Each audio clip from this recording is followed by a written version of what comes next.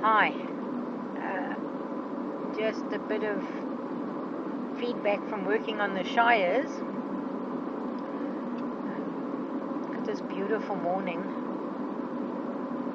It's all overcast and yeah, really lovely. Just flashback as I'm talking about a couple of years ago, I would say 5 years ago, we had snowfall. A surprising snowfall. It would have been longer. It would have been 7 years ago because it was when my grandchild was born, before my grandchild was born, and she's 7. And exactly where I'm driving now and filming, I filmed way back then with the snowfall. It was just absolutely lovely. We don't have snow here, so once in 100 years, I suppose. I know that's not relevant to Quinn Horsemanship, but I love it when my mind runs to places and just the beauty of it. Right, with regards to the Shires, the lovely thing with little Bubs, who's now 14 hands and could do all 4 feet without too much of a hassle. She's still on the left, dropping her shoulder, the front, falling on one initially, and the right hind maybe slightly agitated there too, but very slightly. The interesting thing is that I keep saying if I had more time with them, then the progress would be quicker. I see them once a week, and but the owners are in no rush. They just want the once a week, and if there's progress, then that's a bonus. So they're just looking for somebody to come and interact with them, give them a bit of something other to do, because they're in a smallish camp without being ridden or anything else being done with them at the present moment. So I am going to be riding the mare. She's the one that was backed and ridden prior by someone else, but her reaction to being ridden was apparently very, very hectic. She cat-leapt, dumped her rider after bucking excessively. Apparently the plant the front feet head down and chucked that rider 10 meters in the air, and more than one rider, but they started her with a hackamore because the owner didn't want to do a bit in the mouth. So they started her with a hackamore, but can you see these baboons on the fence? Oh, yes, some here as well. Let's slow down. Oh, this is quite I can't really see what the camera is seeing.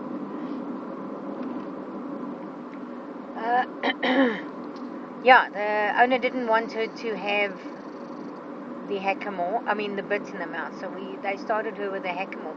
But the thing is, they never did any in-hand work, so she wasn't bending, she wasn't stopping, there was no real control. So they obviously thought the easiest way is just get on the back and start the horse that way. But gosh, she's got quite a mean buck. She's done with my in-hand work and the lunging, or the parallel, the alternate lunging. I'm going to call it that because it's not true lunging, as we all know it, as Sanif and those lot know it. After doing, even in that, she would break into a bucking session of note. But the last number of times, nothing. Yesterday, I put saddle on, bridle, and long-reined. And we must talk about the long-reining. Long-reining, I have a pet hate about long-reining. A lot of people use long-reining way past the horse's need of it. Once a horse has been accustomed to the action of the bit and it knows what the bit's doing in its mouth, then the long-reining actually is until you're back to. Once you're back to, really, there's no need for the long-reining. The only time I would say, yeah, let's long-rein is when the horses go to shows and they get long reined at the show to show them off, especially the Frisian stallions. It is the most spectacular thing to see these men running at full tilt behind these massive horses with their it's just gorgeous, you know. Then I would say then you train them to long rein, but an average horse long reining ends up with an overbend. You've got to have such a sensitive hand on the bit and the mouth and that. So the long reining is very beneficial for an unbacked horse, and for a horse that cannot be ridden for whatever reason. And that's my little pet off on the long reining. So it was a very satisfactory day. I'm just waiting for my daughter to be available to help me with the actual backing. As I say, the owners don't do anything with the horses. They love them and feed them and take care of them, and do that thing that we all, a lot of us would love to do. But as soon as I can swing it, we'll see how the backing go. I'm going to let the daughter go, but she's not going to buck. The work, the groundwork has been put in, the mind work has been put in, the flexing, bending, all that work has been put in, and she's pretty much ready to. I would not, when I start her, I would definitely just have the sitting on her and not moving at this stage. But we will go with the moment, because you can't go with rigidity with anything with the horses. You need to just allow the moment to unfold. There is a sequence, but actually you have to allow the moments to just unfold with each horse. Just this guy's pulling over to turn here. Oh, shibbit. No. I get quite nervous with the driving.